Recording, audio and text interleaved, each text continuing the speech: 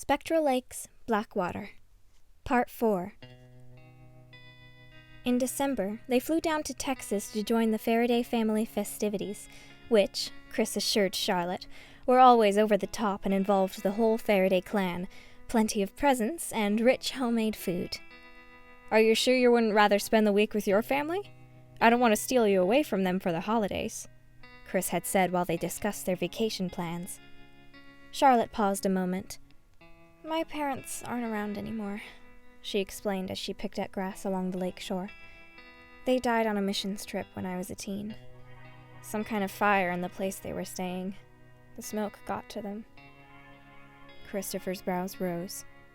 I'm sorry." Charlotte shrugged. "Thankfully they didn't feel a thing. And besides, my dad would have been watching you the entire visit, probably while making threatening gestures." She donned a nostalgic smile. "You really would have had to prove yourself to him." "I would have liked to meet him," Chris said sincerely, "and tell him he raised a wonderful daughter." "Well, I hope you aren't expecting me to tell your parents the same," Charlotte winked. Chris found he couldn't really respond to that, not after the sobering news, so he simply smiled and went on with the planning. He was able to introduce Charlotte to pretty much his entire family. His parents adored her, all 5 of his siblings thought she was pretty cool, and his aunts, uncles, and cousins were very pleased to meet her. When she met Grandpa Faraday, however, something a little strange happened. "This is Charlotte Ramsey, my girlfriend," Chris explained to the old man with a smile. Grandpa smiled widely, taking her hand in both of his and joyfully shaking. But when Charlotte was called into the living room to receive her gift basket, he took Chris aside. "She's a Ramsey, right? She lives in Spectral Lakes?" Grandpa Faraday's mustache was twitching. "Yeah, she's lived there her whole life. What's wrong?" Chris tilted his head. Grandpa rubbed his beard, his eyes glazing over as if they were traveling back to that lakeside town. His lips moved as if to say something, but he kept cutting himself off. "Ramsey." The old man was quiet for the rest of the night. He looked as if he was trying hard to remember something important. At first, Chris was concerned, but as the party continued and he mingled with more of his family, the incident slipped from his mind. Spending the holidays with everyone he loved left him feeling as if he were walking on air. After everyone was full of Christmas dinner and lounging together in the living room, it was time for a bit of homegrown entertainment. Chris's mother Caroline swept into the room, her overly tinseled dress matching her sparkling eyes. Behind her trailed Clara, Sarah, and Walter, all dressed in matching red velvet clothes and looking utterly embarrassed. Nevertheless, at their mother's insistence, and Chris's silent hand motions of, "Do this or else Mama's gonna be sad," they sang carols in harmony before the crackling fireplace. Next up were the middle children, Peter and Stephen. They were in their late teens now, and their refusal to sing in front of the family had led them to propose indoor skateboarding tricks instead. Both their mother and father had vetoed this, so the two resorted to giving an impromptu presentation about the morality of forcing children to perform in front of family. It even included detailed sources. Caroline wasn't amused, but Chris's father, Richard, and the rest of the family were doubled over in laughter at the various home video clips the boys brought in as evidence, which included Aunt Becky tap dancing and Richard's first time riding a horse. Not even their fellow siblings were spared. Katie gasped in horror when an old video of her singing in the bathroom was played. And Sarah pouted as she fell down on screen during a ballet recital. And, to Chris's complete mortification, the entire family was subjected to an old recording entitled Chris's Mysteries, in which a 7-year-old gap-toothed little Faraday filmed his own murder mystery show. This included several ketchup-coated action figures screaming as they were stabbed by a butter knife-wielding, black-cloaked Barbie doll covered in permanent marker tattoos. Charlotte was laughing so hysterically she had to leave the room for a full minute. After the horror show of events that had passed, it was Chris's turn to entertain. The previous act was hard to follow, but nonetheless, he strapped his guitar around his shoulder and stood before the fireplace, Charlotte at his side. Hand brushing the taut strings, he began to play. Together, he and Charlotte sang an old Faraday tune passed down from the days of Spectral Lakes.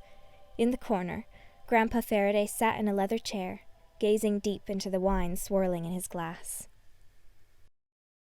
When you go crying and run into the night, don't ever be out of my sight. Once you kiss me sweetly, you'll never be free. For our love's a chain made of sea. And can have your heart like a man. And in faith, these bonds will keep us safe. These bonds keep us safe.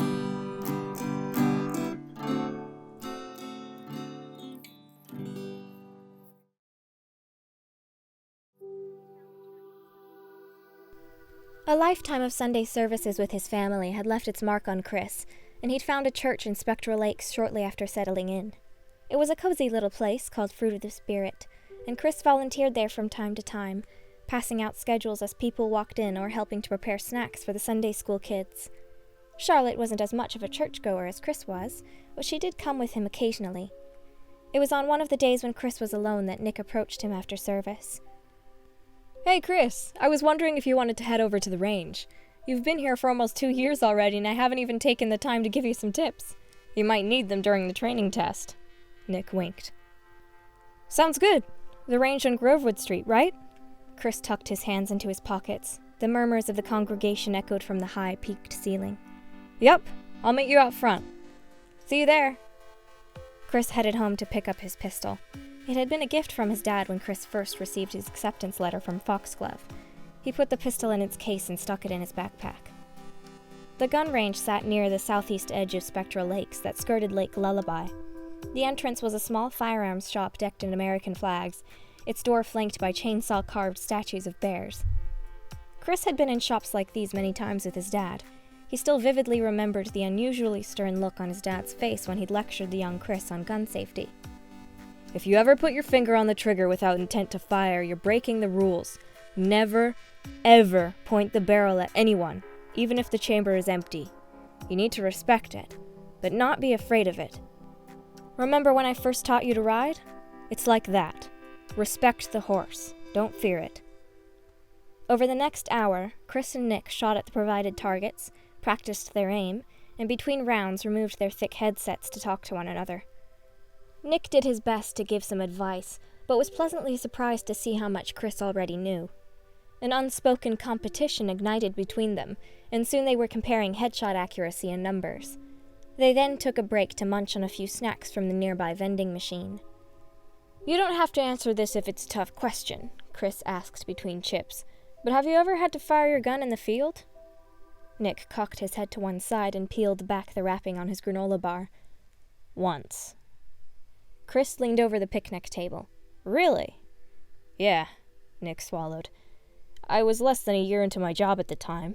A few months before I met you, I think. I was called in by the park rangers at Crowgold. They were investigating a series of thefts and wanted help from the SLPD. What was stolen? I was getting to that. Basically, over the previous few weeks, items had been going missing from campers' tents and even motorhomes. Food, supplies, that kind of thing. At first they blamed bears, but then money and other valuables were taken. The last straw was when the pet dogs of 2 separate campers disappeared on the same day. Their leashes were cut and everything. Damn. Yeah. The campers' kids were in tears when I got there. Can't say I blame them. One of the rangers and I went out to investigate. Animals were ruled out pretty quickly. No claw or teeth marks, no tracks. The leash cuts were clean, as if by a knife.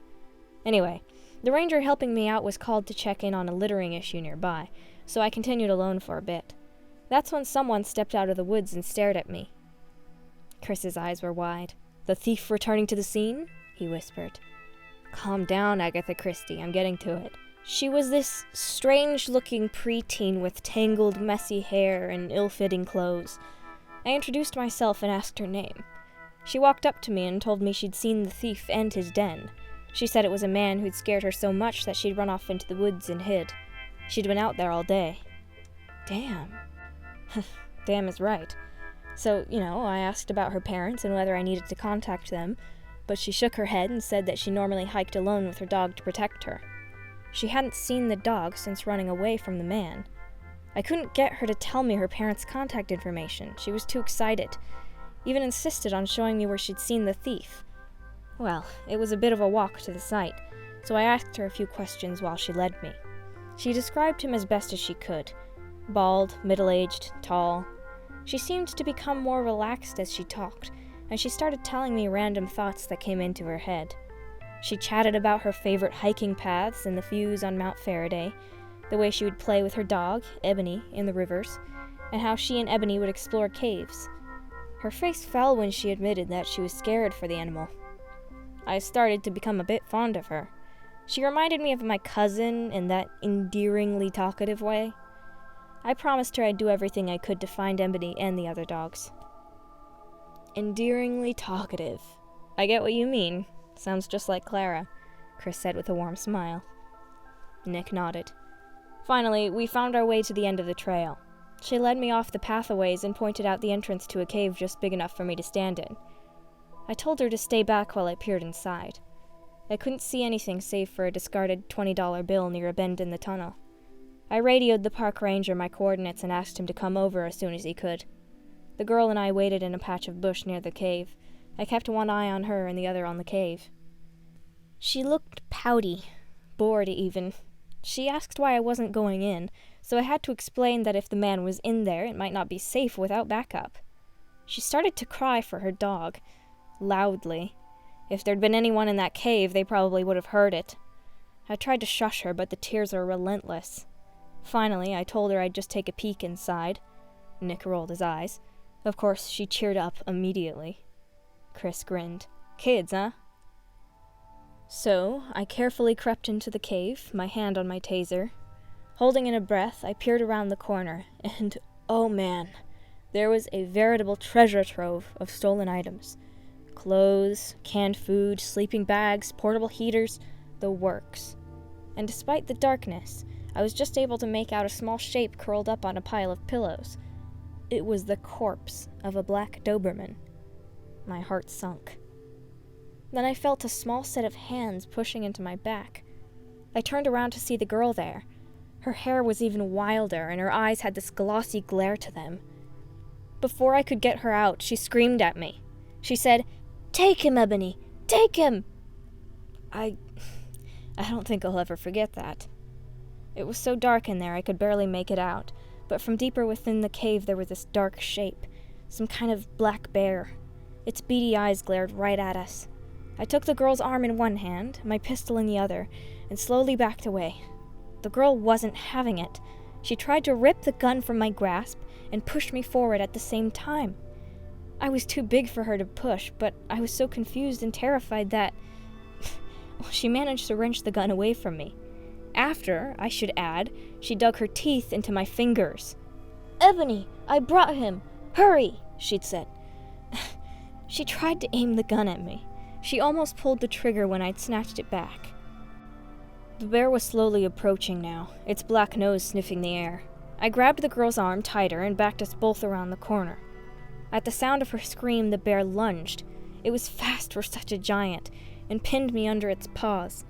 It was a mess of fur and rot, with these huge black teeth. I could barely aim straight, but I fired and a bullet pierced the thing. It let me go long enough for me to scramble to my feet and drag the girl out of the cave. It's admittedly a terrible idea to try to run from a bear, but I wasn't in the best state of mind. I kept going until I ran into the park ranger and told him in a flurry of words what had happened. The girl was thrashing and biting at my side. The ranger and I managed to get her under control. Thankfully, the bear wasn't following. Chris gasped. What was with the girl? Nick sighed. It was the ghost of her dog that made her do it, she said. A demon. It was horrible. Her entire demeanor changed. The way she spoke about the dog was unnerving. It was like all that supernatural gunk the tourist traps keep croning about had twisted her mind. At first I thought it was the trauma, but then she told me her demon dog had ordered her to kill it so it could be free. She was the one who'd murdered the damn pup. She'd been living out in the woods with all the stuff she'd stolen. Poor girl, she wasn't right in the head.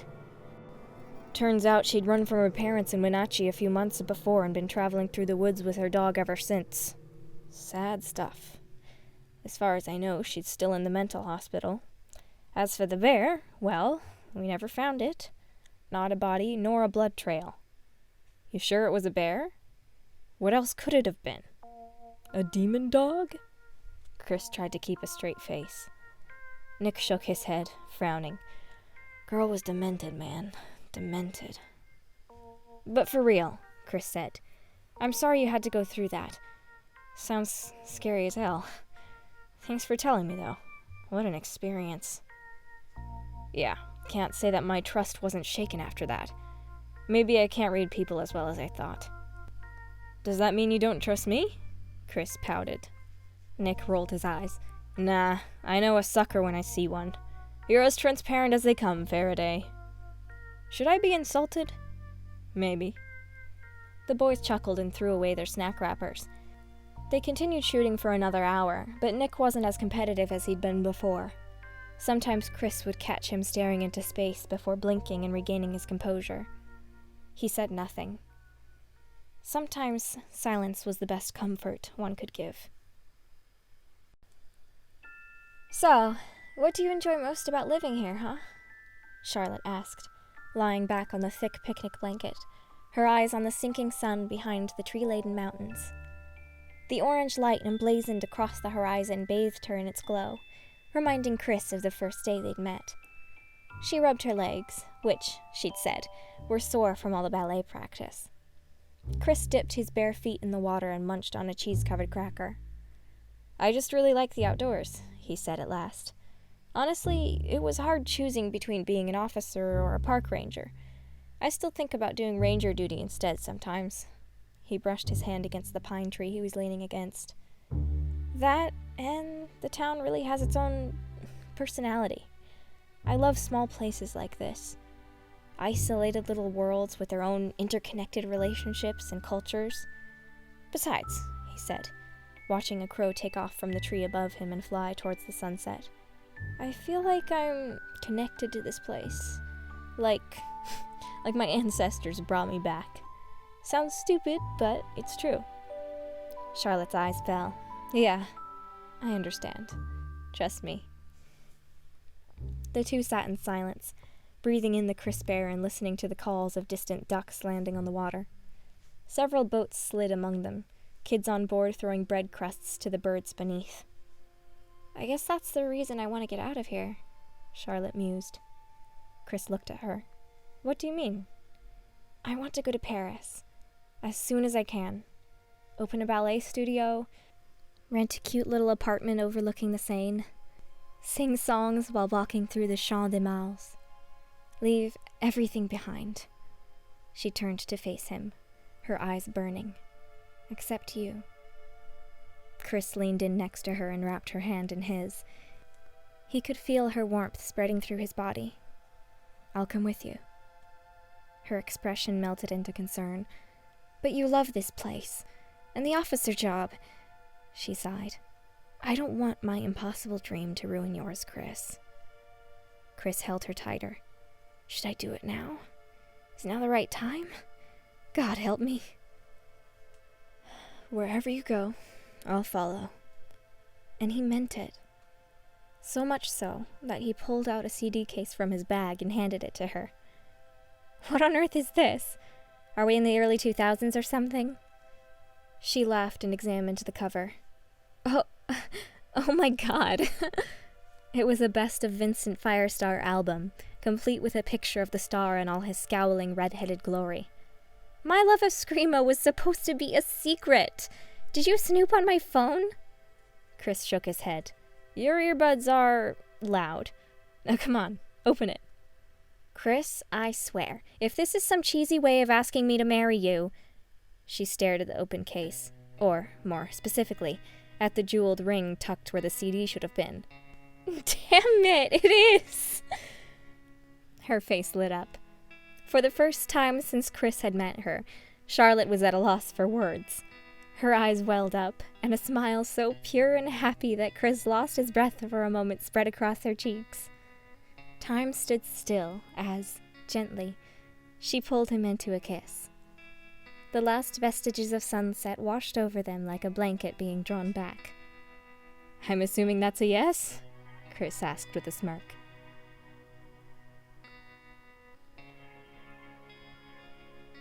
Charlotte handled most of the wedding planning, to Chris's relief. It was a humble little ceremony that took place on a beautiful vista on Faraday Mountain.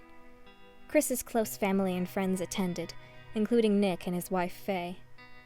The moment I-dos were said, the very mountain seemed to shift. Something was in the air. Wind buffeted their skin as if prodding them forward or pulling them away. Crows cawed. The lake's water pounded the shore.